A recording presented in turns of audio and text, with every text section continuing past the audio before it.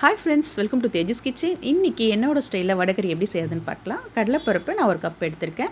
அதை நல்லா மிக்சியில் போட்டு பவுடர் பண்ணிக்கோங்க. இந்த மாதிரி பவுடர் கொஞ்சம் குறன்னு இருக்கணும். அதை கொஞ்சம் தண்ணி தெளித்து அப்படியே கொஞ்சம் ஊற வச்சுருங்க. ஊற வச்சு ஒரு 5-10 நிமிஷம் ஊறினா போதும். இந்த மாதிரி ஆகிடும். நல்லா உங்களுக்கு பருப்பு ஊற வச்சு நம்ம அரைக்கணும்னு அவசியம் கிடையாது. அதுக்கப்புறம் அதை சின்ன சின்ன பால்ஸாக போட்டு எண்ணெயில் இந்த மாதிரி நல்லா பொரிச்சு எடுத்துக்கோங்க. குட்டி குட்டி பால்ஸாக நல்லா சாஃப்டாக இருக்கும். அதுக்கப்புறமா அந்த பொரிச்ச எண்ணெயிலே பட்டை, கிராம்பு, ஏலக்காய் அதெல்லாம் போட்டு நல்லா வறுத்துட்டு அதுக்கப்புறம் பச்சை மிளகாய், வெங்காயம், தக்காளி இதெல்லாம் போட்டு நல்லா வதக்கிக்கணும் உங்களுக்கு.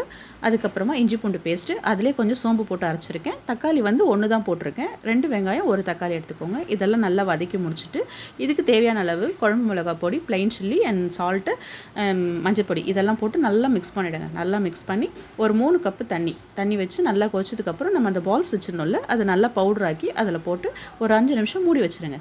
மூடி வச்சதுக்கப்புறம் பார்த்தீங்கன்னா ஓப்பன் பண்ணி பார்த்தீங்கன்னா நல்லா சூப்பராக அப்படியே சாஃப்டாக வெந்து வடகறி ரெடி ஆகிடும். கொத்தமல்லி போட்டு இறக்குனிங்கன்னா சூப்பராக நம்ம ஸ்டைலில் வடகறி ரெடி.